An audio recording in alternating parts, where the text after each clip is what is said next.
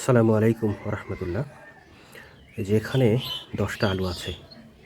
আমাদের উত্তরবঙ্গের মানুষদের কাছে আলু পোড়া বিশেষ একটা জিনিস।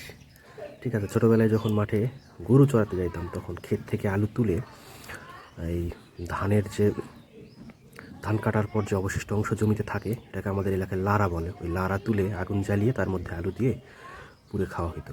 তো আজকে চুলায় আগুন জ্বালানো হয়েছে। তো সেখানে এই আলুগুলো দিয়ে পোড়ার চেষ্টা করব, দেখা যাক কি হয়। চলেন আলুগুলো দিই চুলাই। আলু আছে এখানে কয়টা, 4, 8, 10টা আলু আছে। এখন চুলা তো জ্বলতেছে এখনো। আলু কি বেশি তাপ হয়ে যাবে কিনা কি হবে জানি না, আসলে দেখি। চুলায় বেশ অনেক তাপ। 1, 2, 3, 4, 5,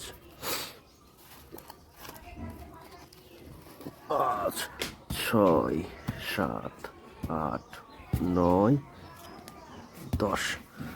এই যে 10টা আলু দিয়ে দিলাম। এগুলো এখন ঢেকে দিতে হবে, কিন্তু ঢেকে দেওয়াটা টাফ আসলে। এখানে অনেক তাপ। দেখি আলুটা এভাবে তো হবে না, একটু অন্য কোনো ওয়েতে বড় কিছু নিয়ে এটা ঢেকে দেওয়ার চেষ্টা করি, তারপর কি হয়। এরকম করে ঢেকে দিতে হবে আলুগুলো। তবে তাপ যেহেতু অনেক বেশি, এ কারণে আলু পুড়ে যায় কিনা এই চিন্তাটা করতেছি, যে বেশি একদম পুড়ে যায় কিনা। বন্ধুরা, কখন আলু পোড়া খাইছ? না তো। আচ্ছা দেখি আমরা আজকে ট্রাই করে কি হয়। হাতে অনেক তাপ লাগতেছে, বুঝছো? ওগুলোকে ভেতরেই দিয়ে দিতে হবে এইভাবে, বুঝছো? একটা আলু বের হয়ে আসে তো। প্রথম একটু ভুল হয়েছে মুন্তা, বুঝছো? সেটা হচ্ছে সাইগুলো একটু সরাই নেওয়া লাগতো। এক সাইডে সরাই নিয়ে তারপর আলু দিয়ে ঢেকে দিতে হইতো। এখন এটা করা বেশ কষ্টসাধ্য হচ্ছে। তারপরে দেখি সাইড দিয়ে ভাবে ঢেকে দিই। তুমি একটু দূরে যাও, এই যে সাইড ইয়েগুলা উঠতেছো তো।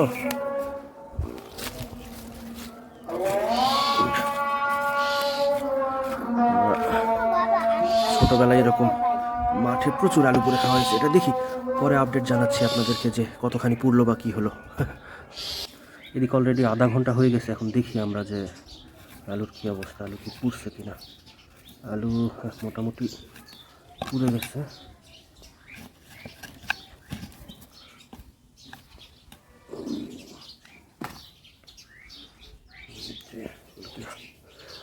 হাতে নেওয়া যাবে কিনা। মোটামুটি যা দেখছি ঠিকঠাকই হয়েছে।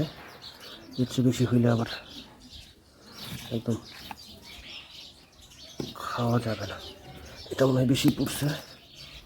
যেগুলো একটু বেশি নিচে চলে গেছে সেগুলো একটু বেশি পুড়বে।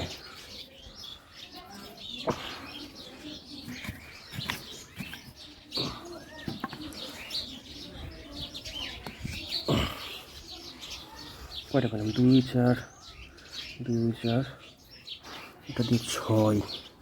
মানে এখনও 4টা আলু আছে আমাদের।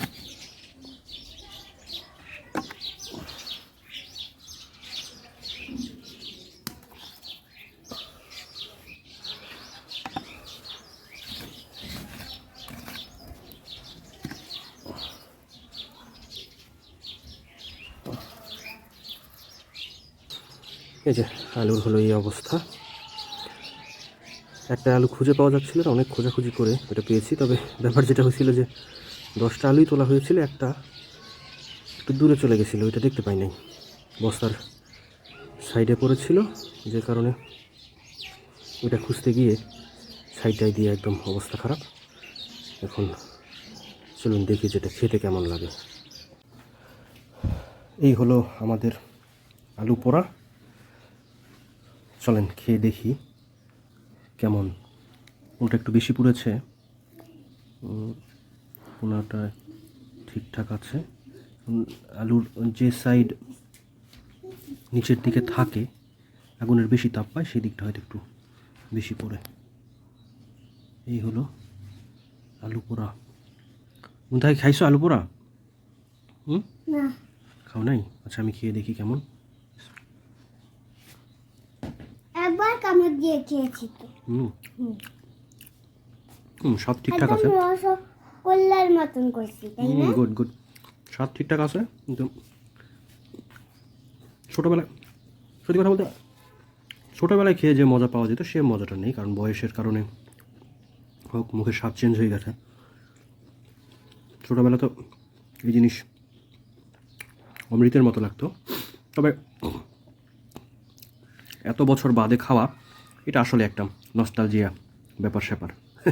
তাও আবার মাঠে খাইতাম আগে, আর এখন বাসার চুলায় পুড়ে এভাবে প্লেটে করে এনে খাওয়া হচ্ছে। আর আগে তো এরকম না, একদম গরম ধোঁয়া ওঠা, ভেঙে ভেঙে খাওয়া, খুব মজা ছিল। তো ধন্যবাদ সবাইকে ভিডিওটা দেখার জন্য।